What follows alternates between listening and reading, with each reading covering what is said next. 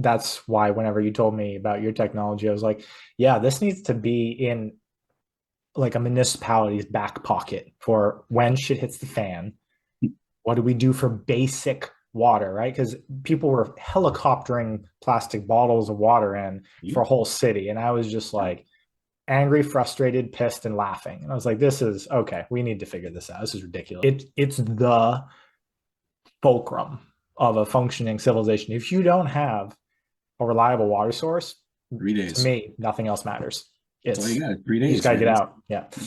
It's going to go down in historical landmark dates when in the following weeks, months after Helene, especially North Carolina, it demonstrated the need to have something else. There has to be a different solution and once again, cheaper, better, faster, safer than trucking the water up the mountain when there's no access. Like I said, if it's not in your face, it doesn't really get attention. Water problems when I first started were it's over there and see in these other countries. That's their, oh, they got problems. It's horrible.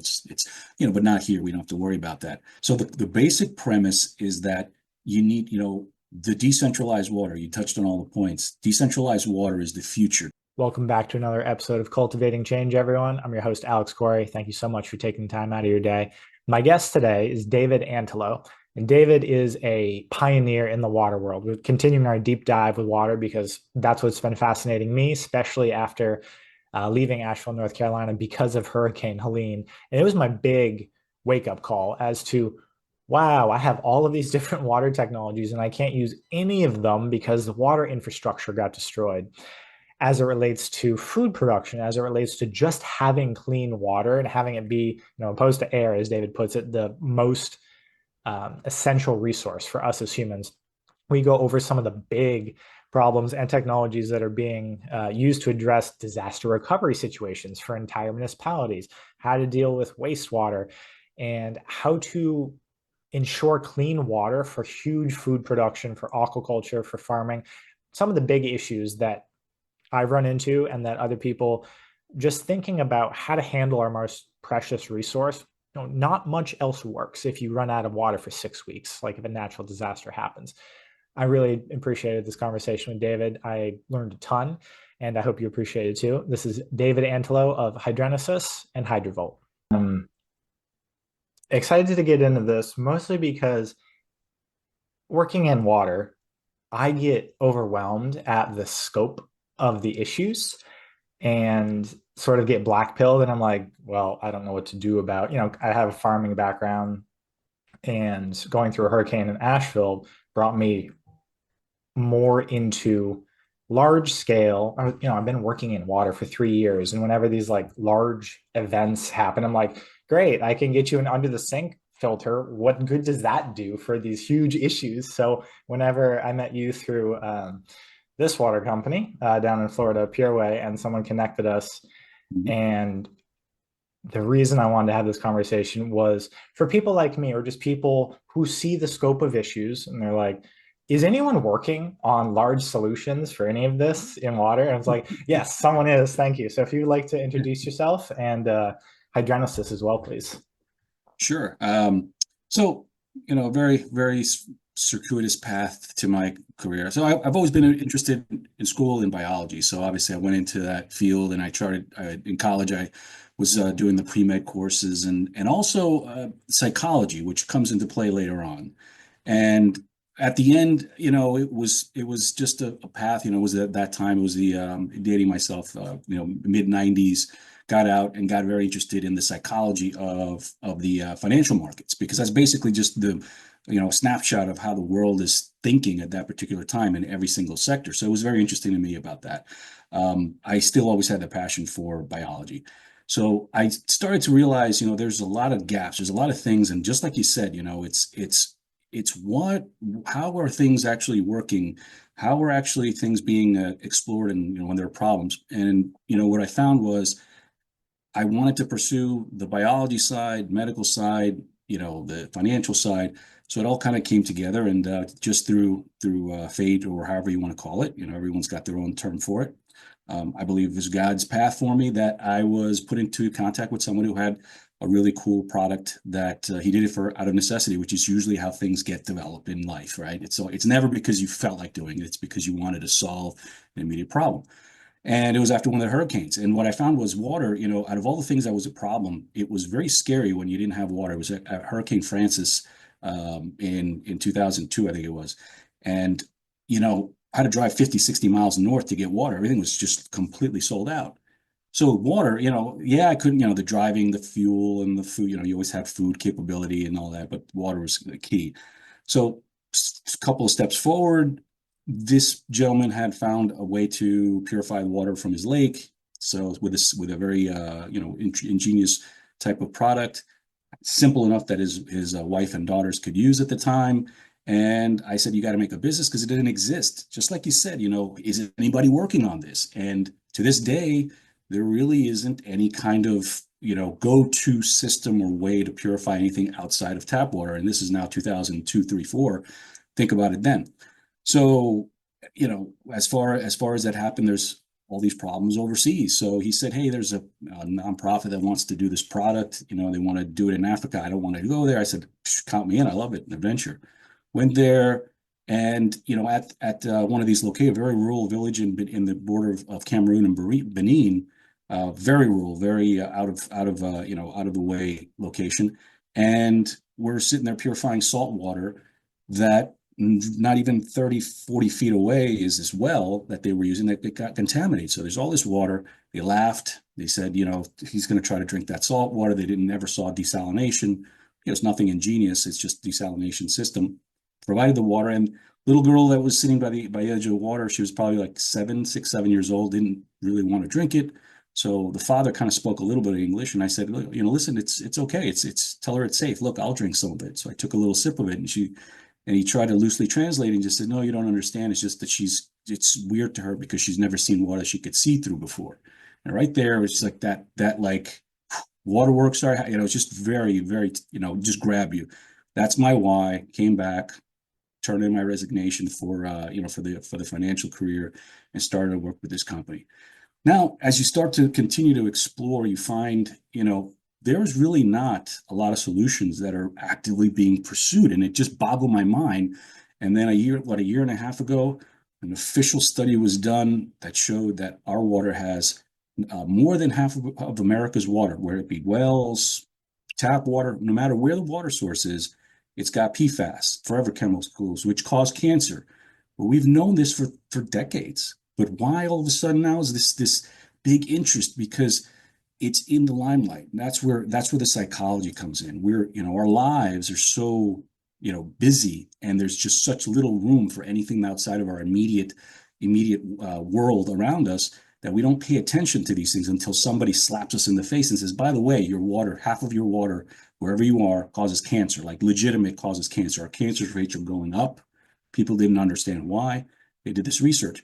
So now it took me down these rabbit holes over the last, 10 years to really look at these problems and address why, better solutions. And then, we can start talking a little bit about why isn't this actually happening? Why aren't these solutions being implemented? What's the problem? Do we have the technology? What's holding us back? And there's answers to all of those. And it just comes down to some basic, you kind of put everything down to the common denominator, and it just comes down to cheaper, better, faster, safer. So I guess that's a simple answer, or a little bit longer than you expected for Oh, an no, you're answer. fine. Your company was called Hydrenesis, correct? Correct. Tell me again what that means. So Hydrenesis, it's a play on words. So you think about it. What did you think? Genesis, Hydra, it's got something to do with water. So we felt that there was, we started the company to try to get these technologies and replace what's not working anymore with things that are working in a better way, a new way of thinking about water, and some cool technologies that we can talk about that are very interesting. That it's a new thinking, or a rebirth of water. And that's what the company started to really focus on external technologies. People that, you got a lot of geniuses out there with great technology, and there's a lot of stuff I've seen, but why isn't it in the marketplace? Why? Well, it's not as easy as people think it is. Great idea, cool, automatic, right? It doesn't work that way. Right. That's the big point that I hit whenever I review maybe 3 to 5 different water systems a day. It gets overwhelming because people just send them to me. And at some point I go, well, kind of like before I found the whole house, I was like, I know the solutions are out there, right? Like you said, they're hanging around somewhere. Who either has them captured? What industry are they in? The tech probably exists. It's just, it takes an enormous amount of effort, unfortunately, for us over on the like, can I just have this problem fixed, please? Side for you have to have a business person behind it. The tech could be there with an incredibly brilliant engineer. And if they have no idea how to market it or make it like a viable business, then no one ever gets the benefits of it. That's right. And that's the path. And I'll tell you, I can write a couple of books on what not to do in starting a business. So the first one was was Ansa Technologies that then developed into where we are now and kind of continued. But what what happens is everything's great when you design it or you make it, and it's always testing it in controlled environments or as close to as possible. But there's just no substitute for the three, I think, basic things that happen with getting technologies out there, especially in stuff like this. So we've been all over the world. We've been very fortunate to work with some fantastic NGOs. Samaritan's Purse has by far been the most, avant-garde, kind of organization that does everything, no matter where the locations are. And what we found is that nothing can replace what happens in the field. Something as simple as, our systems have a generator inside of it for its own power. And I don't care what kind of lab you're in, but when you go to a disaster in Ecuador with an earthquake and the soil has a lot of iron in it and that generator spins up and there's a little bit of dust, guess what? Now you got all these dirt particles that stick to the generator and clog it up and just lock it up. Like there's no way to predict stuff like that. So, and that's just there's a long list of these things. And the other thing is the human component. We as people are programmed to not trust ourselves. And that's what I found in a lot of scenarios. The more, mysterious something is that you haven't done before, the more cautious you are to do it. I talk to a lot of people and they don't trust themselves to make their own water. Like, I don't know if it's safe. Am I doing this right? How do I know it's right? So that component, now attach that to some, advanced kind of technology. Now it becomes, how do you train somebody to feel comfortable with it? How do you train them so that it's easy for them to use? And more importantly, how do you create something that is safe, that they won't get in their own way? And that's one of the things that we developed, over decades. It's protect the user, okay, protect the water, and then protect the machine. That's the order of operations that we design our equipment or our technologies around. It's the first thing is we don't want anybody to get hurt. You got to try to avoid that. The second thing is protect what they're trying to do, whether it be water purification, modification. And then more importantly, it's, hopefully they don't mess something up. And if the machine doesn't work, it can't make, solutions, you're kind of dead in the water there too. So it's a trifecta. That's where we found ourselves. I think that's what the answer is. Why isn't more of this stuff out there? But the biggest reason, and I always use this analogy, is the Uber situation. I mean, Uber is nothing, cars have been around, taxis have been around, but when you subtract the hassle and the work that's involved in getting a solution, that's what gets adopted. So it is cheaper than taxis at the time, faster, safer across the board. And, I don't need to know where the heck I am. I don't need to have cash on me. It just comes to me. I don't have to go find it. And it's nothing miraculous, but when technology makes that cheaper, better, faster, or safer, two of those, you got a good business and you got a good solution. 3, great business. 4 is the holy grail. If you can knock out 4 of those, there's no reason why you can't be a disruption in how things are done.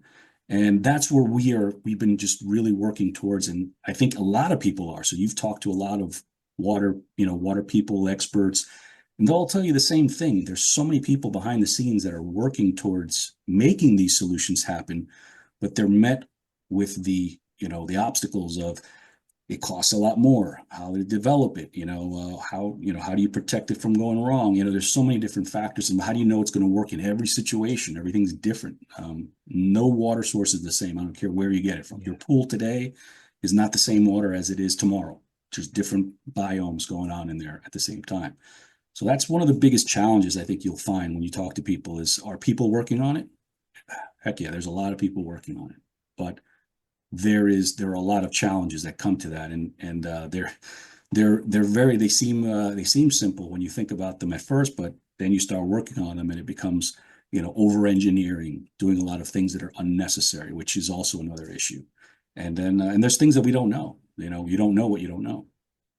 Exactly. Yeah. And that's the thing I always run into, or, people when I'm talking to them just about filtration and getting clean water. And they're like, how is this even an issue? Because, our ancestors were, maybe not having the best time with water because dysentery and waterborne diseases were a thing. But for the most part, throughout human civilization, we haven't died in mass from drinking the water. And we've had purification techniques like ceramic or copper, or bone char, but that's like on a very individual level. And the problems that I always see are scale, right? How do you do something from, I like decentralized solutions for that reason, because you can get the level of, I'm a perfectionist, so I can get the level of whatever it is I want, food quality, water quality, air quality, if I bring it closer to me.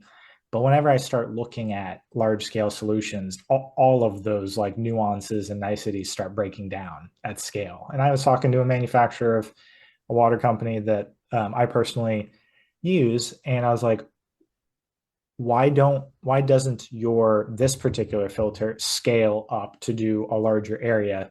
And he's like, well, that specific technology just breaks down at 150,000 gallons. Like there's just arbitrary things Yeah. that you don't know if you don't know. And Yep. that regular people are like, why is this so difficult? We've been like purifying water forever, but not quite with the level of contamination that we have today. And I've Yeah. been watching or looking at your background, the SQN machines.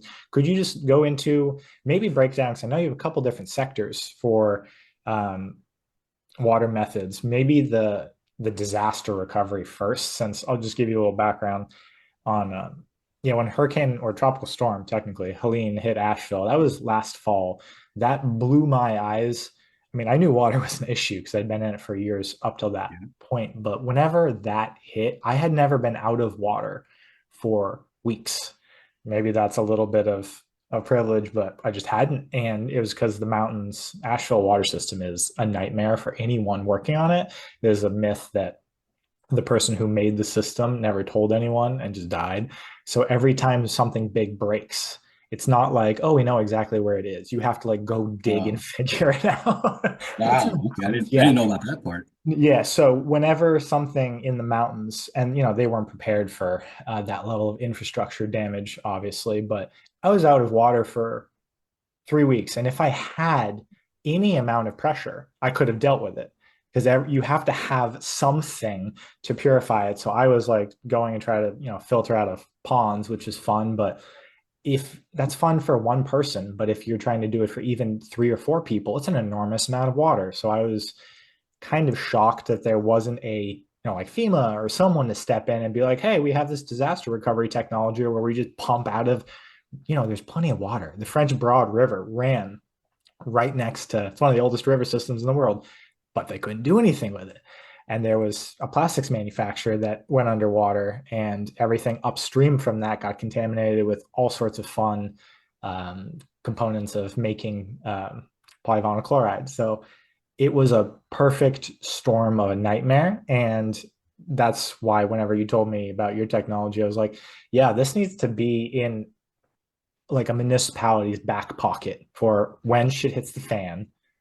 What do we do for basic water, right? Because people were helicoptering plastic bottles of water in Yeah. for a whole city. And I was just like angry, frustrated, pissed, and laughing. And I was like, this is okay. We need to figure this out. This is ridiculous. So if you could, Yeah. what would be a good solution for that? Well, you just encapsulated, the whole entire, pieces that are involved in there because we've seen this, and this is one of the things that people, like I said, if it's not in your face, it doesn't really get attention. Water problems when I first started were it's over there and seeing these other countries. That's their, oh, they got problems. It's horrible. It's but not here. We don't have to worry about that. And I think that the fact that you said, 2, 3 weeks, no one in the United States has had those levels of problems, where there's been no water, not even contaminated.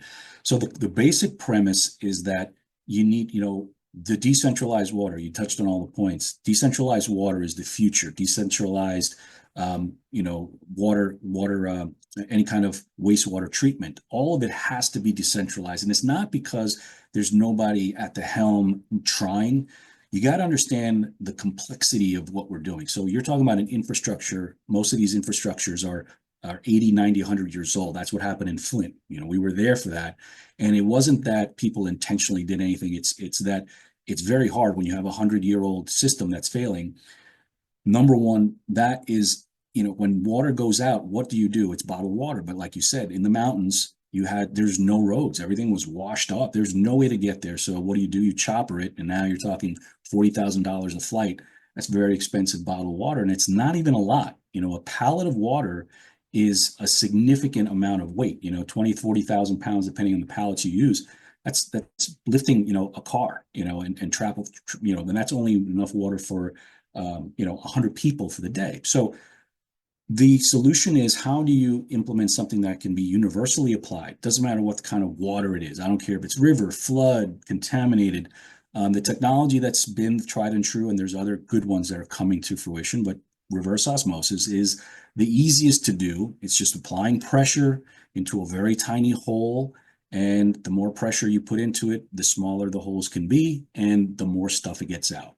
And when you deal with all these, chemicals and all the things that are involved in maximizing all our, especially in Asheville and those areas, you've got a lot of, not so much in North Carolina, you've got a lot of these ash ponds, you got a lot of these manufacturing, the plastics companies. So when all these particles get into the water, how do you get them out? You can't just filter them out.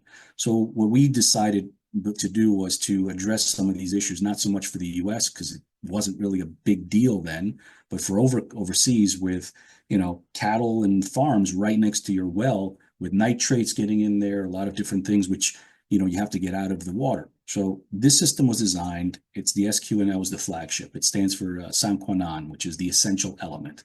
And it was designed to be put and dropped into any location. All you needed to do is add fuel, and that's it, and a water source. And you'd be able to take any water source short of alpha, beta nuclear particles and get them out of the water. And even Fukushima plant, you can get that out of the water too. So now you can go 100 meters to the water source, because a lot of times you can't get very close to the water. So you can go 100 meters away, a football field away, suck the water in and push it into the system, have either a filtration if you just need to rinse things out, or to do the real hardcore drinking water decontamination, which is the reverse osmosis. And you have to have the system that monitors itself, because, to circle back a little bit before I go further, is the reason why there aren't these systems in circulation in the US is two reasons. The one is, if it ain't broke, don't fix it. Let's just throw bottled water. But the other one is liability. You got to think about it. The government's responsible now, or the state and local communities, they're responsible to say, okay, you got this guy with some backyard system potentially saying, here, drink the water, it's safe. Well, how do I know it's safe? Well, here, trust me, it becomes a liability issue, and we're a very litigious society. So you have to mitigate against that. And it's just easier for FEMA to say, no, can't do it. You can't hand out water without a license permit and all this stuff. And that now got broken specifically in Asheville. You brought up that this is the turning point. It happened because the solution that was the go-to no longer works. They couldn't do it. So what happened is you had communities, and that's where Samaritan's Purse is, Water Mission, and a couple of the other NGOs that do water. Like Water Mission, that's all they do is water. They know how to clean water. So what they weren't allowed to before this is the first time they were able to do this. They just said, tough luck. We got people that need water, so we're just going to do it. And they did it. And all of a sudden, you monitor the water, you test the water, you know how to professionals to do it. Then the solution's there. They had water. But now, how do you automate that? And you can't have professionals all the time that are experts. So you make the equipment do that for you. And that's what the premise behind the equipment is. It'll tell you how the water is. It'll tell you if it's working. It'll back itself up. It'll shut off if the water starts to go beyond a threshold that you don't want. It's got its own power. If you got grid power, great. Solar, all different things. It's made as the Swiss Army knife of water purification, I guess. And now we've changed that to add different, levels. So you don't need a massive system for 7,000, 10,000 gallons. You can do one with a suitcase that you can check in as baggage, so that's the next evolution. is now people are starting to realize, if the water goes out of my tap, what do I do? I only have like a case or two of water, and that goes bad after a while. Where am I going to get it from? If I go to the store, it's going to be sold out, guaranteed. So now what is my option? What's my plan B in case the shit hits the fan, as you said? There is no answer unless you have a way to treat the water that's always around us. There's water everywhere. It's just you can't drink it and it's not safe. So that's the basis of the technology. Yeah, that was the ironic, hilarious, frustrating part whenever I was in Asheville for that. It was, entire breweries moved to Asheville, not because of the cleanliness of the water, because being in water for a couple of years, I was like, it's really not that clean. There's some radium in it. There's a whole bunch of fun things, but there's a plethora of it. It's one of the most water-rich places on the East Coast, most likely. But when a storm hits and the water just comes, there were maybe 48, I'm probably getting the numbers totally wrong, landslides. It was a geological event. Oh, And that all ended up in the water. So, even if you had a nice stream next to you, you had no idea what was in the water. There were animal carcasses, there were oil byproducts, that literally everything was in the water. So there, you probably had access to water everywhere for 3 weeks, and you couldn't touch it because unless you had like people had devices and they were just scared to use them because unless you had like a lab test in front of you, and I had a yeah, lab test in front of me, but the fear kicks in hard. And yeah. you're like, I don't exactly know. I'm not sending this off to like a third party test to tell In me the what's in middle the of a water. disaster. Yeah, sure. But Right. yeah, You're like, yeah. And then the bottled water, like people were getting physically harmed, like knifed over bottled water in downtown for a couple days. So it wow. was, well, I mean, you don't understand. I didn't understand. Electricity is nice. When the lights came back on Sure. first, it was like, oh, this is nice. And then whenever there's no water, you're like, oh, wow, this doesn't matter. I still can't function. Like it's the fulcrum of a functioning civilization. If you don't have a reliable water source, 3 days. to me, nothing else matters. That's all you It's got. Three you just days, gotta get man. out. Yeah. That that's what this it's going to go down in historical landmark dates when in the following weeks, months after Helene, especially in North Carolina, it demonstrated the need to have something else. There has to be a different solution and once again, cheaper, better, faster, safer than trucking the water up the mountain when there's no access. So the direction, and this is the thing about the market economy, is that it's not a thing until it needs to be a thing. And that's where we are headed now. We're at literally this turning point. And we were a little early, maybe 10 years ago, whatever it was. But today it is now, especially with FEMA, I don't like to get into politics. I don't care about politics in this sense, but there is a fundamental change in FEMA, the way it's going to operate. It's going to stick around. It's going to be restructured. But what is happening is that the states are going to be in charge of their own water security, their own disaster preparedness. That's one of the current mandates, and it's going to be there for 4 years. So now, what is the solution to that? And like you said, every one of these municipalities, not the big mega plants, but all the local townships, local cities have to have backup systems and ability to do that. And I think that there's a lot of companies that now are going into high gear to find these solutions. The thing is, we've fixed a lot of the challenges that they're going to run into. I see a lot of these companies with these nice little filters, 28 by 10 inch or 10 inch, 4.5. And I'm like, I don't know what water you're tested it in with, but I guarantee you that that's going to clog up in about 3 hours, 2 hours. And now, unless you have a massive resupply of those filters, you're in trouble. So now that's one of the biggest issues that we as a company have tackled as of recently. So the idea is, what are the three biggest challenges to what you're talking about? Power. If there's no power, most systems don't work. Number two is the bigger one is filter replacements. Especially the water that you're talking about, just getting the suspended stuff. Forget about the chemicals and the Right. dissolved stuff. Let's talk about Literal that later. dirt. Yeah. Just talk about dirt. That will clog your filter up, and it happens very quickly in anything that's not municipal water.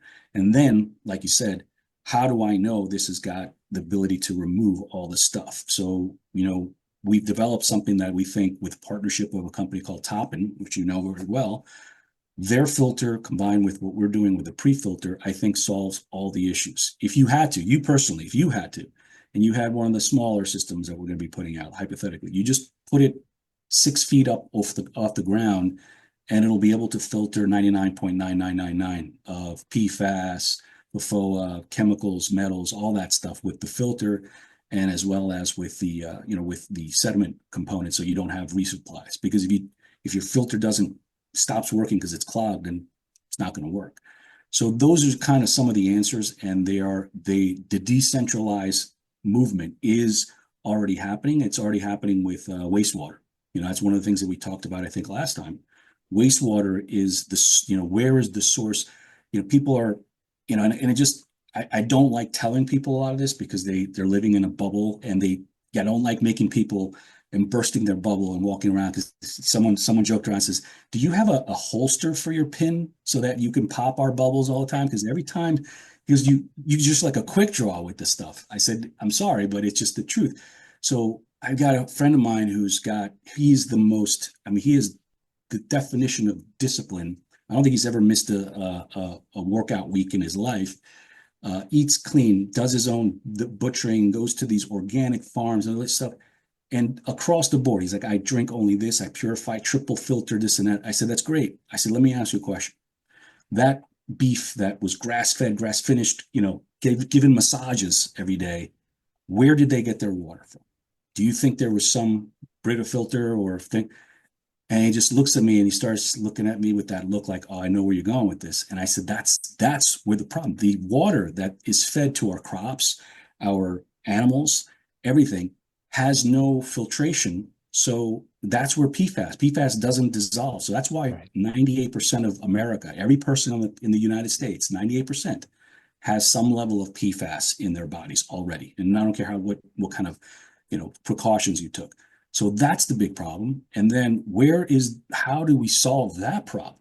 Well, 82% or 85, depending on who you talk to, of the water that's used in the United States goes dumped back into the environment with nothing at all treatment. So all the contaminants, pollutants, whatever's there goes right back into the environment, which is not able to be handled by natural. And that's why our forefathers, like you mentioned, thousands of years ago, hundreds of years ago, even 70 years ago, we didn't have those problems, because the environment was able to naturally take a lot of those things out of the environment.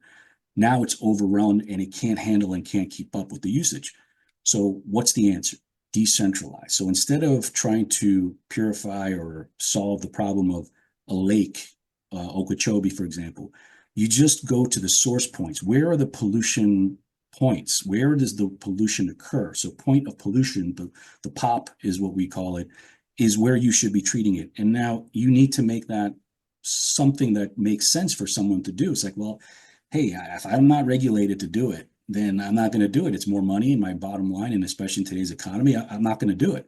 So until the government really starts to push that envelope, because we haven't gotten there yet to where it's, every drop is precious to us, how do you approach that? And you make it cheaper for them to do it. You make incentives, and there's a lot of different, methods that we're bringing to the table to do that. But that's decentralized is the topic. That is the most important thing that everyone should be thinking about, no matter who it is. Yeah. And you touched on a point that I don't need more things to give me anxiety, but on my last chat with Owen Boyd, the inventor of Oh, yeah. Toppin, he was just like, most of these systems concentrate the contaminants, which I hadn't, and you mentioned it. And my mind just kind of like paused and then broke a little bit, where I was like, oh my God, I didn't even, like, the ecology can't handle it, especially with like salt just in the aquifers from softeners. And I was like, oh, good. Now there's more problems for me to think about. But thankfully, other people are thinking about these exactly like you said. And people get so pissed off, rightfully so, when they're like, why do I even have to think about, like, 100 years ago, this wasn't an issue? Then you just had to worry about not dying from it, like getting rid of the dysentery and the cysts and whatever. But you didn't have to worry about the industrial contaminants. So we traded convenience for something arriving at our door and all the byproducts of that, for now having to deal with new metals and new plastics. And yeah, the things that pop up every single day. Someone's like, I don't want fluoride in my water. I don't want microplastics. I don't want forever chemicals. I mean, there's a list of other things that I have to go over with people, but those three things are the things where microplastics and the forever chemicals are the most concerning because they don't break down. Like it's just concentrating consistently. So is there technology that can remove those or just other things like that that are not naturally occurring and have no natural breakdown process from the environment?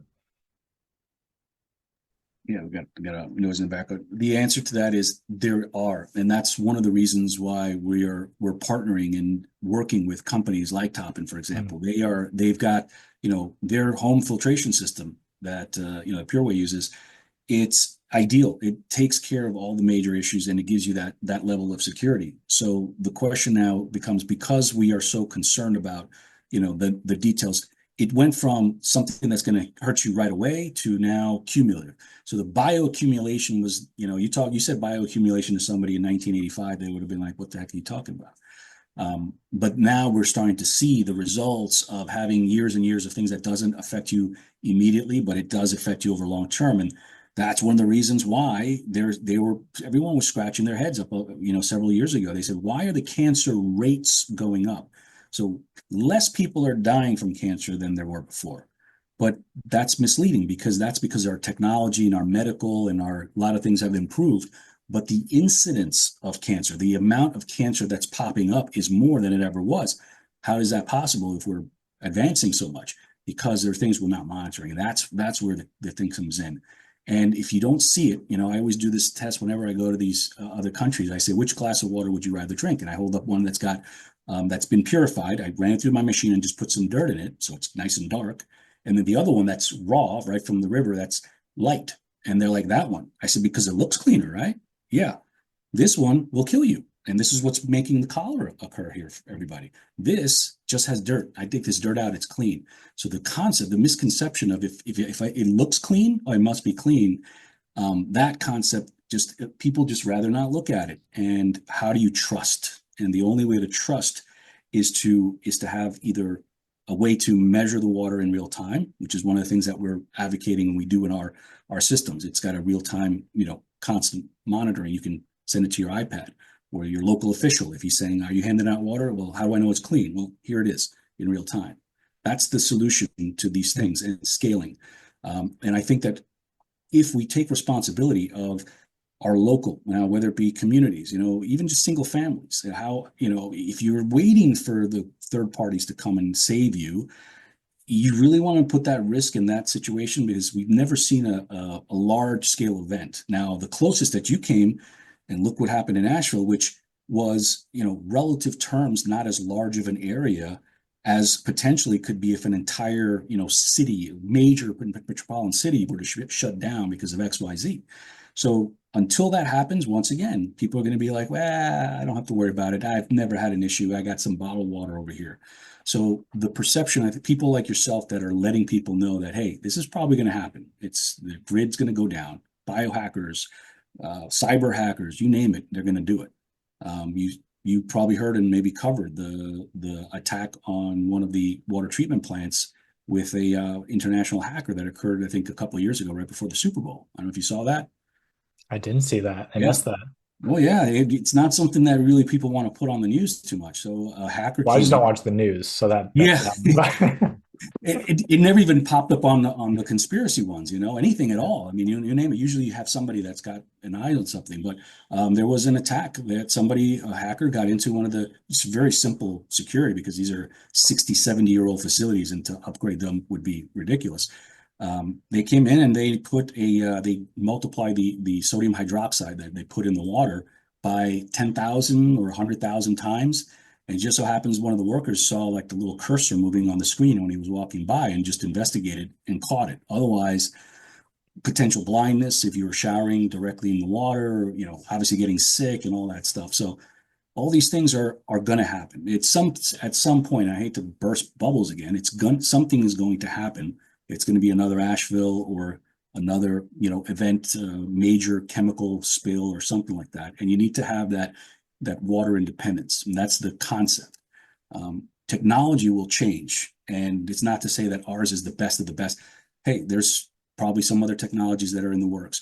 The concept, though, is what we're trying to advocate. And that's what people, like yourself and the people you talk to, they want to, the idea of paradigm shift from I don't trust myself to make water to I can make my own water because I have this system that will tell me it's okay, or it's so simple to use. And it's hopefully I never have to use it. But if I do, it's there. Or my, 6 of my neighbors, everyone's got that neighbor who's got all the guns, then the other one's got all the, knows how to plant. Everyone's already got that. They have the go-to person who's got all the tools and this and that. So you take the dependence and you bring it to yourself. And that is the ultimate solution to all these problems until the rest of the government's infrastructures catch up, which it's going to take a lot of money, and we don't have it just yet. Yeah. And you mentioned something.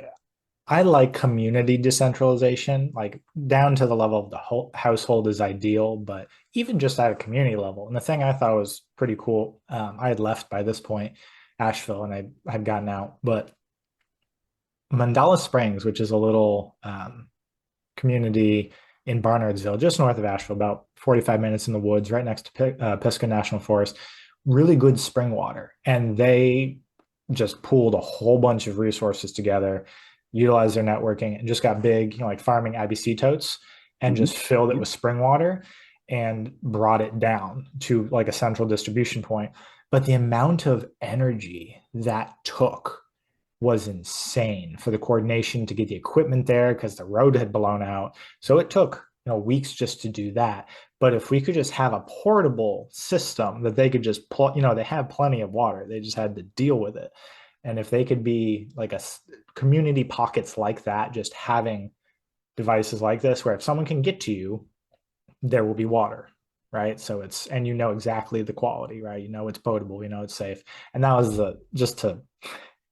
it was hilarious to me whenever Asheville Water came back on 6 weeks later, and they said it's safe, and I went, "What are you using as safe?" And we did a test 3 weeks in when it came on just to see what was in it, and there was no like coliform or E. coli. The bacteria levels were fine, but the amount of disinfection byproducts in it from literally the amount of crap they were dumping to kill everything was I did a my top score test and it maxed out the meter. Like it was, you could smell it. Yeah, you could just smell it. It was off the chart. So when people are just like, it's safe, and I was like, it won't give you food poisoning tomorrow.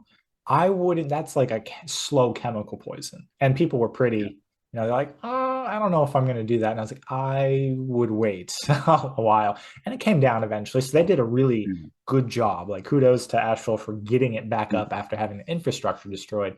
But the thing, whenever someone says safe and effective or just safe, and it was like, what's your metric? Won't kill you tomorrow? Exactly. Yeah. And that's the thing that, and once again, it comes down to the reality of things is that as of right now, the EPA says that you have a safe, allowable amount of lead that you can have in your water. Because why? Because there's no way to get it out. And once again, in the last year, everything's kind of a storm is brewing where they made that EPA legislation that says zero PFAS. So now the municipalities have a year or they extended it a little bit.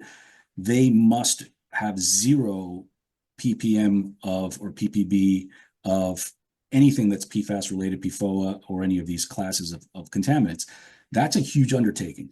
So like you're saying, the chemical application and all these things, there's only so much you can do. And the good thing is that the shorter the distance between the moment that you purify something and you consume it or create it and consume it, the shorter that distance, the safer it is.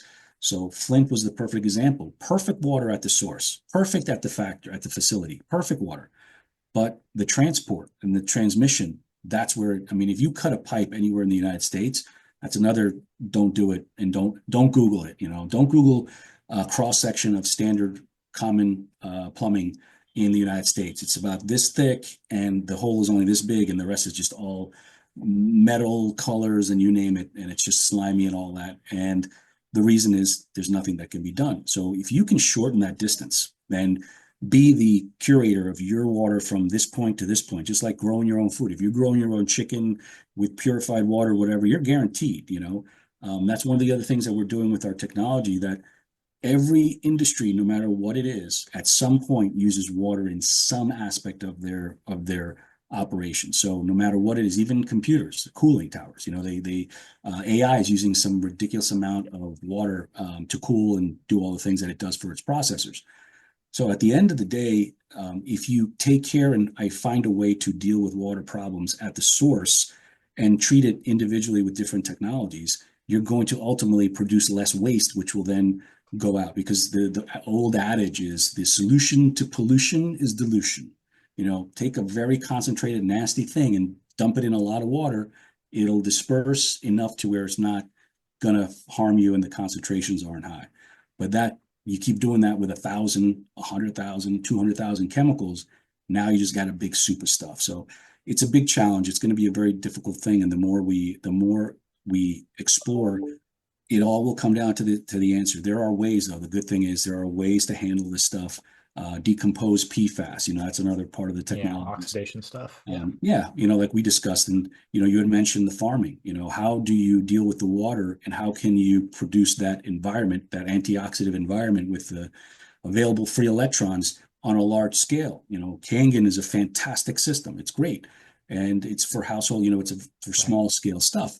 But if you try to scale that to 100, 200,000 gallons, it's just doesn't work. The machine would Yeah, have to be that's the the size of a house. fascinating part to watch is, like, there's two aspects the way I look at water, which is how to not poison yourself, which is how to filter and get clean water, and Yeah. then how to help systems, including your body, get back to baseline, but then speed up the recovery process from the time that you were being slowly poisoned.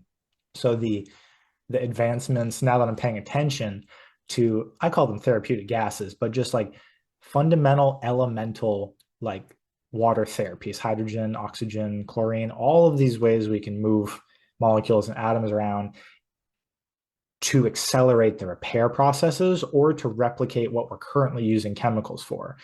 And yeah, the bunch of different systems out there. And the more, there's a bunch that are popping up on Amazon, which scare the crap out of me. Because they're $50 and people are going to get metal poisoning. So whenever someone sends me anything for that's a $50 hydrogen water bottle, I'm like, please just check the material quality. Like if you're reacting metal and water and electricity, just be careful, please. You're muted, David. Oh, the metal decomposes, so you have to be able to handle that. That's one of the biggest things.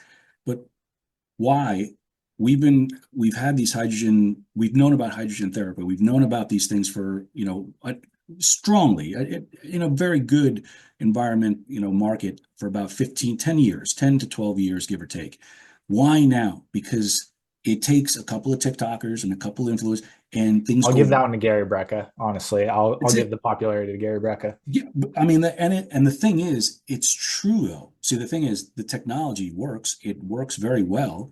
But now what happens is everyone piggybacks on that and starts to, like you said, $30, $40 bottles of, this. You have no idea. Plus, the way they're doing it is they're creating the water's going through the process. So now anything degrades, any of the materials.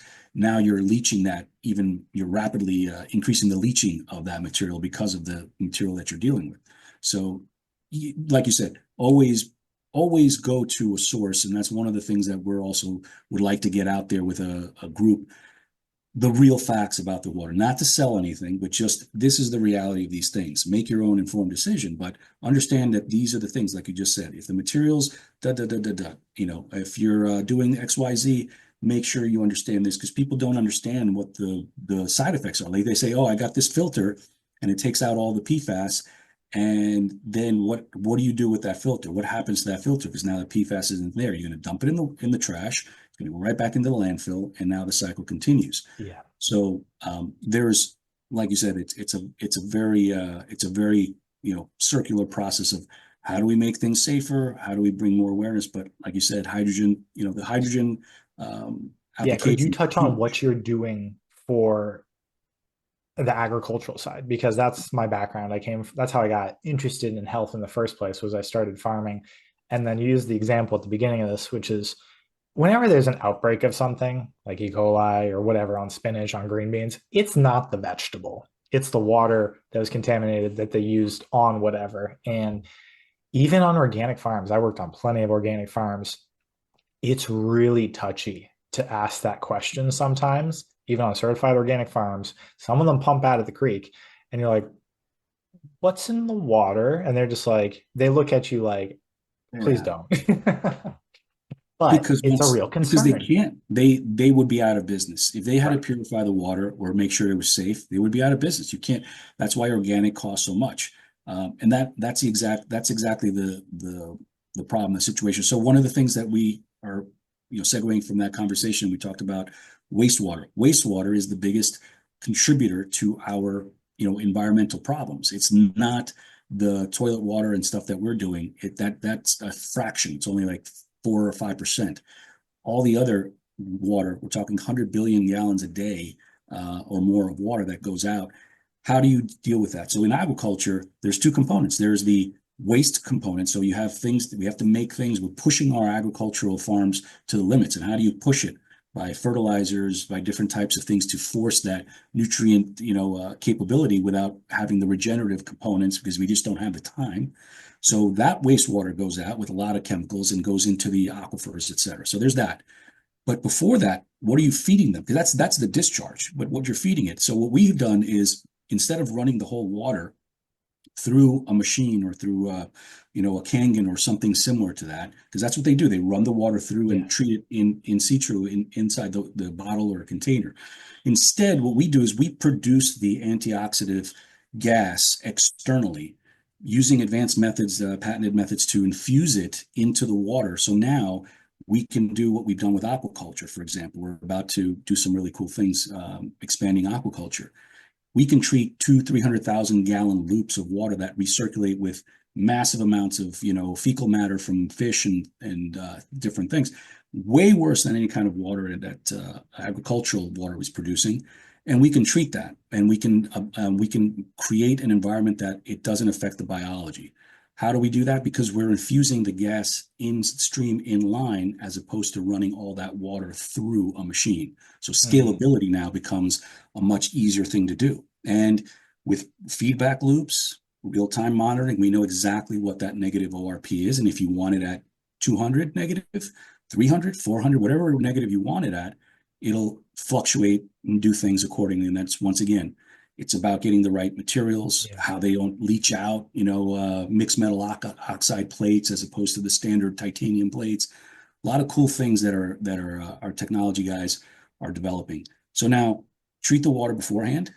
Now you have hydrogen rich and oxygen rich water that going into the plants makes their assimilation faster.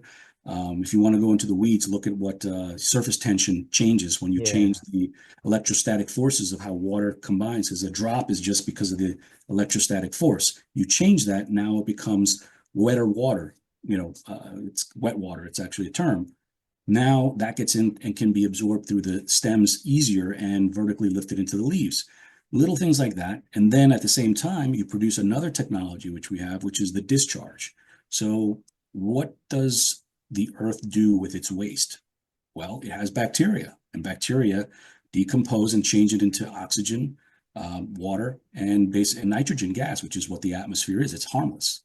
How do you maximize that? So we've developed, in conjunction with one of the companies overseas, a way to focus and let those bacteria with bulletproof vests and an armored vehicle, they can do their job without being affected by any other bacteria, by being washed away, so that now you can accelerate that process in a much smaller space with less equipment. No electricity. You don't have to have any electricity.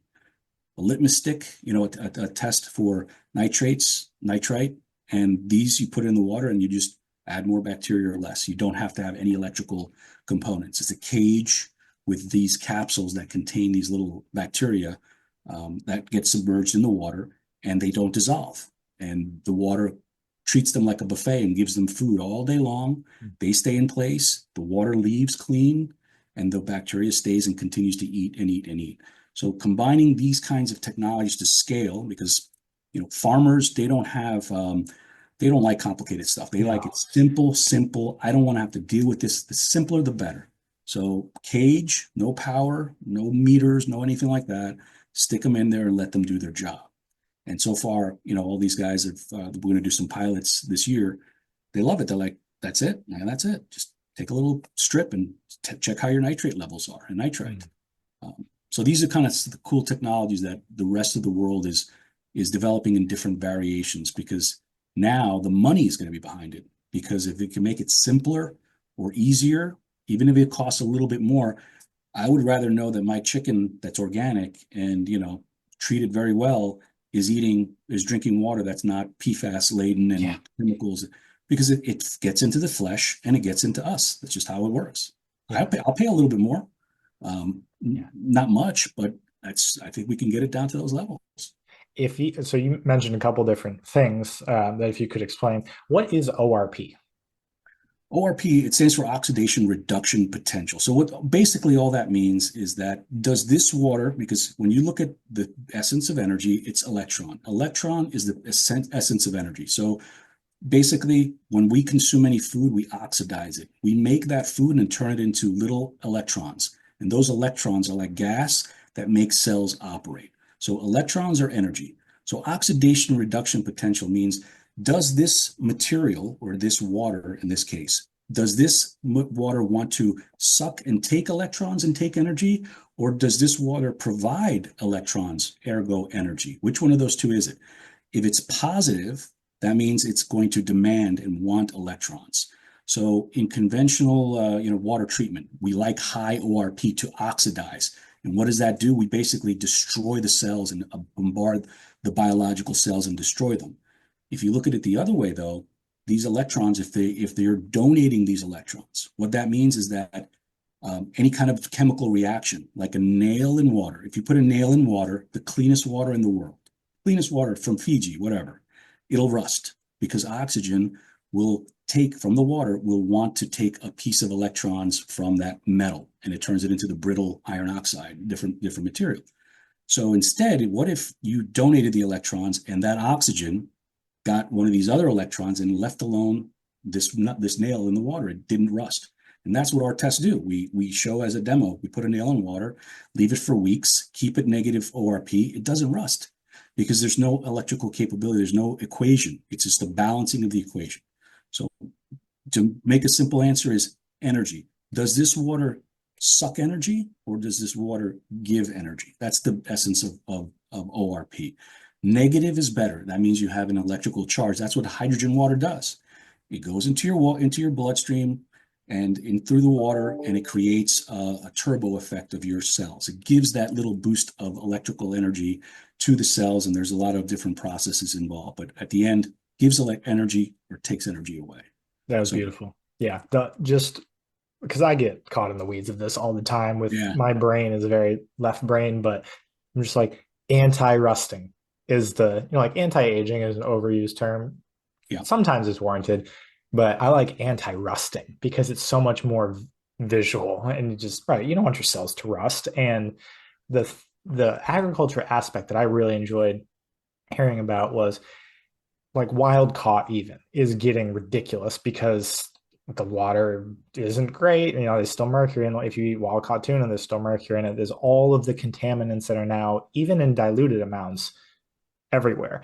So what I heard, and you've parroted this, is if we're to continue consuming these things on the scale that we are, it's actually going to be more sustainable and probably healthier to do farm raised, but not like conventional farm raised. Like there's specific things that you can do to keep up with demand, but you still get the benefit of something like being wild caught, most likely. Actually, you are better off with the new. So the reason farmed has got such a bad name, and even I did before I started doing farm raised, because what happens, Very much in a nutshell, when you put a lot of fish in a very closed space, they produce a lot of waste. And unless you have the ability to get rid of that waste quickly and effectively, those fish will get sick. And what happens when a human gets sick? You give them antibiotics and you put chemicals and you do things to counteract the effect of these waste products. So the other way to do that is to just dump the water like you do with the fishbowl with the goldfish. You dump the water and put new water in. Now you do that at scale, which is what a lot of these U.S. farms have tried to do. It's no good because you bombard the water treatment plants with nitrates, and ammonia, which is what is the biggest problem killer for water treatment plants. They're not built for that at these scale. So how do you do this? Well, we developed a way to mechanize that process. And once again, every treatment system in the world, 90 something percent of wastewater is done with bacteria. It's the number one solution. You put bacteria in a big area, the water circulates through, and it eats and consumes these chemicals and these byproducts, making them to harmless chemicals. So how do you do this? We're not doing it with bacteria, because bacteria, think about it. The world, in the United States, at least to start, we're running out of food. Farms are getting fewer and we're getting more demand. So how do you compensate? You're going to have to conserve land and water. So how much land and how much water is used for a pound of beef or chicken or versus aquaculture space? It is one fraction. It's a tenth or less, which means that you can take in a confined space all these fish. And if you have a way to remove all the water, number one, you have full control. So you know the water that's going in. You clean the water before it goes in. You don't ever dump it. You just recirculate it and clean it.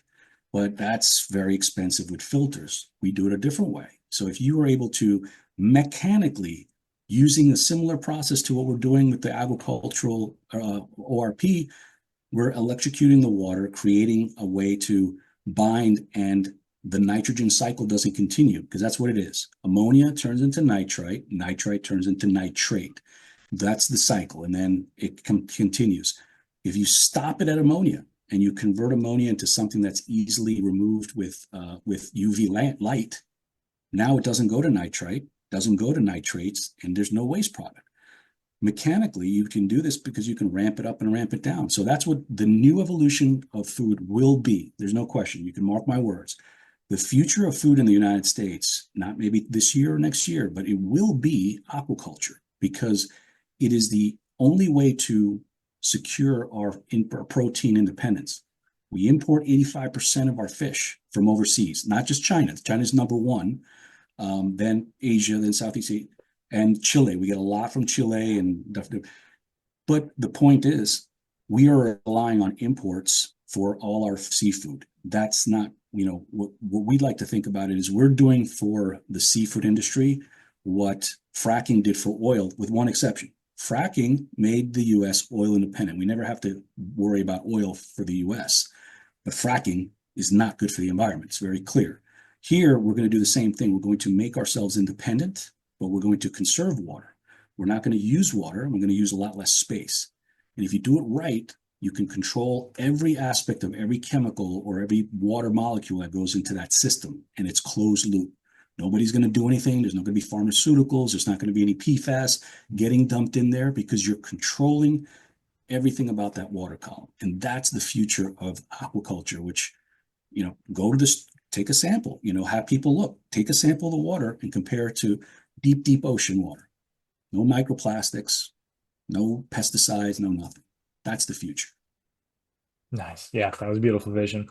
I did aquaponics for a little bit, and if you have fish and like a microbiome, so bacteria colonies, and plants that are, you're trying to balance the ecology perfectly. And if anyone wants a little crash course in how touchy that is, unless you raise everything exactly together, it is an absolute nightmare to have enough bacteria to process the waste, to not poison the fish and have them swimming in their own fecal matter, and to have them all growing simultaneously, and have it the plants that like the amount of variables that farmers have to deal with to have any amount of sustainable production is absurd. Like you'll have if you even just try to do a backyard garden, you'll have a newfound respect for how difficult farming is, let alone the business side of farming. Producing healthy food is a labor of love, one way or another, but Yeah. actually be able to make it work sustainably, consistently is why people have to use chemicals, because there's so many variables. So if we can just have a cheat code like this and then be able to still keep the sustainability level, I think those technologies will dominate the market because they need to happen and people are waiting for them. They are. And once again, it comes down to how is this? So, like you said, it's a labor of love. And as a labor of love, what does that entail? It means doing things that are difficult, doing things that normally are not pleasant to do, but the gestalt result of that feeling and the product that you produce is in its own right the satisfaction. However, that doesn't apply. Not everybody's got a labor of love to do those things. So how do you make that? How can you turn a labor of love into something that everyone can enjoy or do without having those issues? And the way you do it is instead you limit and minimize the variables that you have to deal with. You make it as we call it user friendly as possible, because people aren't botanists, people aren't experts in everything. And that's what the beautiful thing about technology and how it's evolving is that there are ways of doing this. There are ways of doing this, and it's just making it work. Like I said, I always go back to the Uber analogy, because it applies to a lot of things. We had computers, we had apps, we had all these things. All the ingredients were there. It just took somebody to put them together into a package that everyone was like, yes, that works. And that's what we have here. We're going to remove all the headaches for you. We remove the need to have another ecosystem, because like you said, aquaponics, that's an entirely new unless you love bacteria and Right. love them. If you can get rid of them and not have to use them, you're like happy as a clam, because now you got your fish and your plants to deal with. So the bacteria, if you remove an entire ecosystem and you can tune it up, and the other analogy is, if you had a horse and a car and you go on vacation, which one would you rather have to own, a horse or a car? Obviously a car. You leave it alone. It's not going to die. You don't have to feed it, even when you're not using it. And bacteria, you can't tell them, hey, assimilate more. Hey, we got more fish, or more, do speed it up, guys, grow faster. You can't do that. So if you can manually adjust the ability of something, like a car can go faster or less, holds and can be shut off and restarted at will. You can't do that with bacteria. Once you crash and you stop it, it takes how many weeks to get it back to the right balance? Probably at least a couple of weeks, if not more, right? Yeah, So all these ecosystems that have to be perfectly balanced is why no one uses them. Like they're such a, I mean, that's why I was in it. They're so romantic. You're like, it this is a is closed loop ecosystem. This is so wonderful. It's always, great to watch it grow. They're always hobbies. And even a yeah, farm I worked on who had like consistent production from them, no one wanted to deal with it because you always had to measure all the levels of things and make sure everything was in range. I like yeah, dealing with it just because I was a farming nerd, but yeah. no one does that because you can't leave. It's so touchy, doesn't produce enough. You can't, if you get new orders, nothing works for the business side of it. And if nothing works for the business side of it, the technology, regardless of its, sustainability or romanticism, doesn't get adopted. So I think just what actually works using the best principles is what takes over. Yeah. And the next, there's another saying that I always like, is that it's only at the precipice of destruction in which man or people make a change. So I think from one scene from War of the World, or one of these things, uh, uh, the we are not there yet. And as soon as we get to that point, there's going to be a point where all of a sudden, and it's already happened with the international monetary, or the international, different types of organizations in Europe. They're advocating significantly, very aggressively towards monetizing or regulating water, to the point where it's like, well, you have you have a family of four. Great. This is how much water you should be using. And if you use this much more water, there's a slight little tax on that. And it's going to continue to evolve. And until it gets to that point where we really take our water resources seriously, and it's just, water is kind of like the liver of our ecosystem. it doesn't complain as much until it completely shuts down. Yeah. And water is very adaptive. It can heal itself very aggressively in a lot of ways, but there will be a point it won't be able to do that. And at that point, rushing to find technologies is going to be very difficult. So, as a business, we like to front run that. We know where the path is. I mean, if you knew where something's going to be, you don't try to chase it. Just like leading a target, this is where it's going to be. Let's be there. And what does that environment look like? And that's what we've decided, that the world is going to go to certain areas. And when they do that, it's decentralized water, decentralized wastewater treatment, decentralized or independently controlled water supplies for our food, our farming. And if you control those in some even small percentages, it will cascade into the rest, and it'll become commonplace. Just like now, I mean, geez, we stay in strangers' homes, on vacation Yeah. and people let us. These are constants. These are paradigm shifts like that. They got laughed at when they brought that business model. I think it was like 20 different VCs were like, "You're out of your mind. No one's going to let you live in their house." Look where we are now. So right now, it will be a world where what water system do you have? Oh, I have the this or the that. We'd like it for it to be the HydrEvolve. Ideally, like the Q-tip is not an actual name. It's a cotton swab is what it's actually called. Q-tip just Right. happened to be the first one, so we call it that. So that's the future, I think, and it'll sustain itself, because you can't pour from an empty cup, right? You have to have resources in order to develop these technologies. And we partner and we find people that are like-minded. Your audience has at some time thought about this and had ideas and all these things, or working with companies that have that. And the more we bring these people together, we can provide solutions as a collective. It's just the voices are getting louder for sure. Yeah. Voices are getting loud. So you probably have a fantastic exposure. You can see what else is out there. What are you excited about that's coming up that you see being worked on? Maybe that's not on market yet. To just obviously you're doing a whole bunch of them yourself, but what other things to kind of ease the anxious mind, mostly mine? What are some of the cool things that you're noticing, maybe outside of agriculture? Just you're like, oh, good, that is happening. Well, I like on a basic health level. I love the fact that the people are looking for the biohacking. I love that entire industry, the biohacking industry, and figuring out things and doing things with alternative medicines, alternative ways. Gary Brecka's got a whole bunch of stuff that as an example, that works aside from that. So the hydrogen water, I think, is a Yeah. very huge thing. The other big thing that I'm excited about is that we are going to decentralize our water consumption. Like I said, I would say that maybe 3% of the population, if not, and that's probably generous. I would say 1% of the US population has no alternative water recourse if the tap water shuts off, except for a few cases of bottled water, a well. Okay, a well, there's a lot of wells, but once again, that also comes with a price, because if something gets contaminated, radon or something gets done, the paradigm. I'm excited that people are now starting to take it seriously, and that just like yourself, you didn't have a week, but I guarantee you now you're going to have some kind of a system of some sort, because you're not going to pull an Asheville anymore. You're not going to go through it ever again.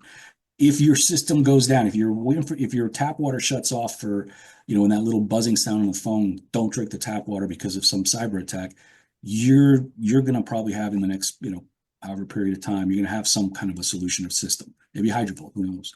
Yeah. But the idea is, I'm excited that people are going to realize that I don't really trust other people, the government. FEMA's in trouble. What's going on? Like, what happens if shit hits the fan? What am I going to do? You got 100,000 years of stored food you can put under your bed. They have that. Yeah. You have generators, solar, that's up the wazoo, but nothing for water. So that's where it's going. I think I'm really excited that that's going to happen, not because of anything but necessity. It's happening now. All those people. And in other countries, there's times a day they know between 2 and 5 o'clock, there's no water and there's no power. That's it. They adapt to their environment and know not to do those things during that time. I'm not saying that's going to happen here, but we are getting to that point. And then the other big thing is people are taking the things that are being ingested that they can't see, or they're doing more research. They're finding things. They're reading and going down rabbit holes like, did you know this is in the water, that this chemical and the red dyes are being banned, and why is Europe banned this product and we've been using it and now we're going to ban it. So all these things are now making people say, you know what? I know it's not in my face, but I should pay attention to this because it's starting to affect, and it's in the limelight. It's in the mainstream. That's what it is. Whoever talks about it gets the attention. That's Squeaky finally wheel gets the grease. Yeah. And exactly. the thing I like about that is people are starting to think proactively. Especially like I run into a whole bunch of people. I met someone at a wellness event 3 weekends ago, and they went down and got some blood, very specialized blood test, and it was from I don't remember the gentleman's name, but it was in Florida, and everyone he had ever tested had um, schizophrenic medication in their blood. And they're like, Okay. "Are you on What? schizophrenic drugs?" And they're like, not that I'm aware of." They're like, "Well, you have it in your blood." And it's just one of those Wow. things where you wonder where the pharmaceuticals go. That, our bodies maybe absorb 50% if they all go into the water, and EPA doesn't regulate that we test for them. So everyone's literally just microdosing drugs if they're That, drinking yes. tap water. It's one Yes, of it's those true. things where, like, did you want to be doing that? So people are thinking proactively Yeah. because, yeah, you don't have to wait for a news story of, did you know you're probably microdosing these 6 different common medications where, yeah, just get it out of your water. Like, you only have, the thing I love about water is it's not food. You can just do it once. Like, you can just Yeah. get something and then it's done, and not have to worry about the next thing that happens, like a train explosion and vinyl chloride ends up in the water in East Palestine, or a hurricane happens. Mhm.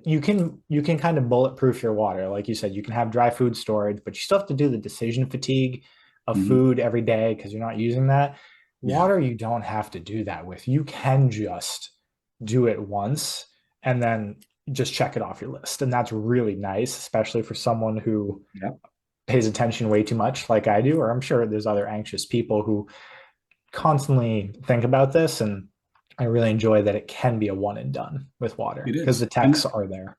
that's one of the I just happened to find, Owen and Toppin, and here it I looked at the technology, I verified, I looked at everything, I looked at the chemistry, I looked at what they're doing. I love what's going on.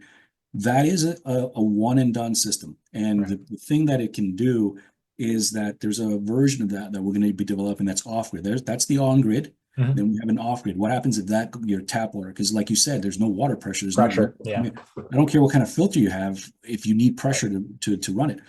So that's a huge thing. And the other big thing is that did you know that I would there's a bacteria that can consume or convert just about anything. There's ones that eat plastic, there's one that eat chemicals. There's a bacteria strain for just about everything you can want. So when you go to these pharmaceutical companies, they're very unregulated. There's a lot of things behind the smaller ones. Most of the US pollution is from the Yeah. small factories that have it's not the big, they have some treatment, but at the same time, it's these small ones that have no regulation that go down the drain.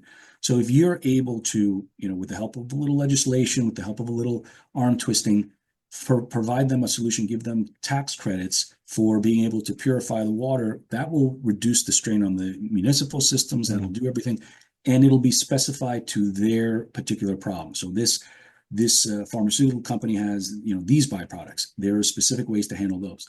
Then you have agriculture. What's the biggest problem with all these farms in the west, in the southwest, and the northwest? The nitrate problem that they're dumping into the water flows, that people are getting sick from the well water because it goes in. So you address those specifically, which we have. There are not just ours, but there's other answers for that. You Yeah. treat them at the source. It's going to happen, and we're at that point. I mean, we're here. I remember having a podcast conversation with someone right after after we got back, and he asked me some similar question, like, "What do you see the future of water?" And I believe saying, until something big happens, you don't make those changes. It's not economically viable. Airport metal detectors were not a business. Now it's an entire industry based off of securing airports and all that kind of stuff. but it wasn't a thing until someone with a shoe came into the plane. Yeah. So until something gets bad enough, then the market will create itself. And it's starting to happen already. You firsthand Yeah. Yeah. experience that yourself. I didn't know it was that bad. I mean, I've heard all the stories and I didn't get a chance to go there, but that is not the only time it's going to happen. It's going to be other scenarios. So we do see that it's that's just how it is. Sometimes we have to go through the experience. No one learns. Most people don't learn from other people's Yeah. mistakes or advice. It's always I got to go through it myself. Firsthand pain. Yep. Firsthand pain. No better teacher than firsthand pain. Yeah. How many Yeah. people told me like, oh, when you start, be careful. Listen, you're old school. You don't know. This is the 2000s, man. I know how to do business. I know how to do this, and don't worry, we got it covered. And you don't listen until you go through the pain and you realize, yeah, I should have probably done that differently. So we're going through that now. We're just, like I said, the psychology comes in. The psychology is really frazzled right now for everybody. And they're just, when they're in turtle shell mode, they look for leadership. Mm. And we like to be part of that leadership in some capacity to give them the right information Mm. that's works and that they can protect themselves. That's the goal, right?